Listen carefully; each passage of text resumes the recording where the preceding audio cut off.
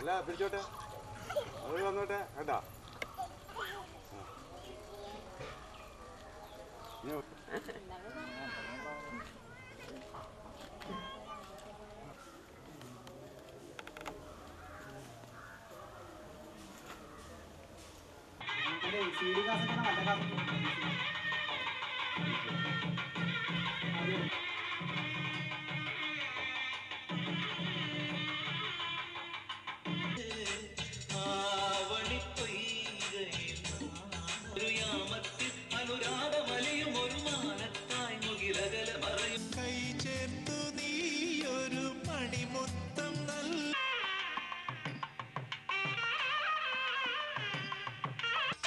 മാനത്തായി മുകിലകലെ മറയുമൊരു യാമത്തിൽ അനുരാഗമലിയുമൊരു മാനത്തായി മുകിലകലെ മറയുമൊരു യാമത്തിൽ അനുരാഗമലിയുമൊരു മാംഗല്യം.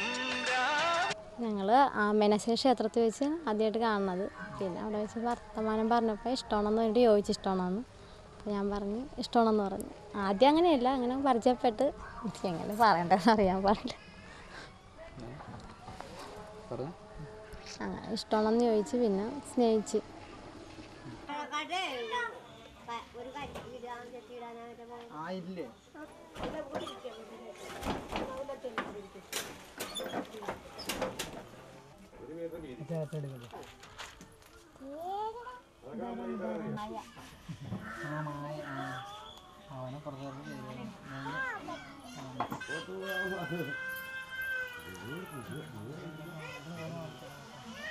പരസ്പരം അറിയണം. അപ്പോൾ നമ്മളിപ്പോൾ ഒരു പെണ്ണ് അറിയാതെ ഒരു സ്ഥലത്ത് പോയി പെണ്ണ് കണ്ട് കെട്ടിക്കൊണ്ട് പോയപ്പോൾ അതേക്കുറിച്ചൊന്നും അറിയാൻ പറ്റില്ല, ആ ആളുടെ സ്വഭാവത്തെക്കുറിച്ചും ഒന്നും അറിയാൻ പറ്റില്ല. ഇത് പ്രേമിച്ച് കഴിയുമ്പോൾ പരസ്പരം അറിയാൻ പറ്റി.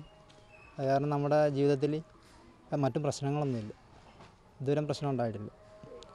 അപ്പോൾ ഇതാണ് സുഖം തോന്നി, പ്രേമിച്ച് കെട്ടിനാണ് സുഖം തോന്നി. അങ്ങനെ പ്രേമിച്ച് വീട്ടുകാർ തമ്മിൽ ചോദിച്ച് ഇത് വീടുകളിൽ അറിഞ്ഞു തന്നു കഴിയുമ്പോൾ വീട്ടിൽ നിന്ന് വന്ന് ചോദിച്ച് അവർ സമ്മതിച്ച് അങ്ങനെ കല്യാണം കഴിക്കും.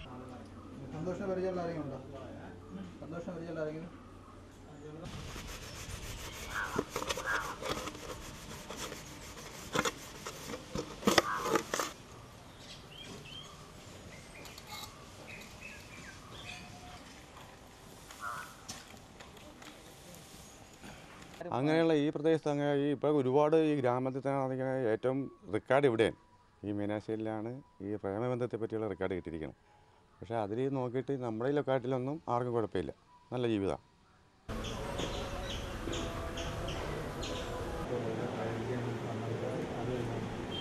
വിവാഹം നടത്താൻ ഉദ്ദേശിക്കുന്ന തീയതി 1182 മേടം 13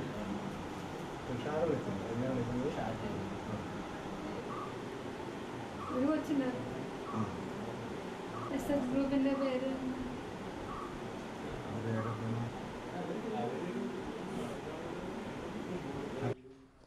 പരസ്പരം അറിഞ്ഞുകൊണ്ടുള്ള വിവാഹം കഴിക്കുവാൻ ആഗ്രഹിക്കുന്നവരാണ് എന്നാണ് ഞങ്ങളിതേപ്പറ്റി ഞങ്ങളുടെ ശാഖായോഗം കമ്മിറ്റിയുടെ ഒരു വിലയിരുത്തൽ.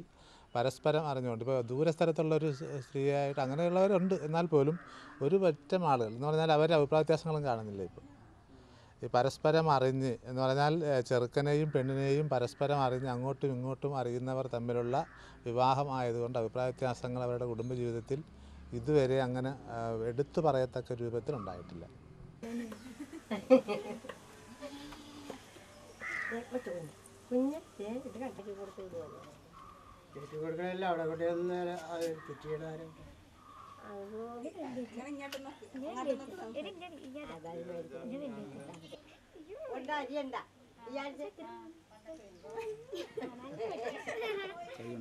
അത് പുള്ളിയുടെ അമ്മക്ക് അച്ഛനൊക്കെ ഇച്ചിരി ഇഷ്ടക്കുറവായിരുന്നു ആദ്യം.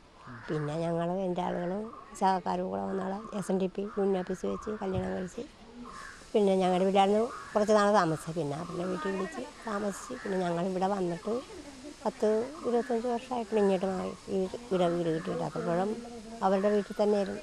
അവർക്ക് ഒരു വീടുണ്ടായിരുന്നു, ആ വീട്ടിലായിരുന്നു ഞങ്ങൾ താമസിച്ചത്. എല്ലാ പിള്ളേരും ഉണ്ടായി കഴിഞ്ഞാണ് ഇങ്ങോട്ട് 4 പിള്ളേർ.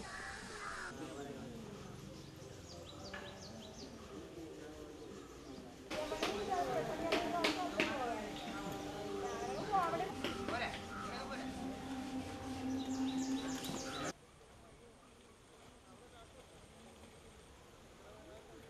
നന്മ വർദ്ധിക്കുന്നുണ്ട്. മാത്രമല്ല ഡയറി പ്രശ്നം ഒരു ഭീകരമായൊരു ഇതായിരുന്നില്ല. സ്ത്രീധനം കൊടുക്കാനൊക്കെ വളരെ ബുദ്ധിമുട്ടുണ്ടായിരുന്ന കാലത്ത് ഇങ്ങനെയൊക്കെ വന്നു കഴിഞ്ഞാൽ ആളുകളും രക്ഷിതാക്കളും ഒരു ചെറിയ കണ്ണടപ്പൊക്കെ ഉണ്ടായിരുന്നു. അതുകൊണ്ട് അങ്ങനെ സംഭവിച്ചു പോയിട്ടുള്ളതാണ്.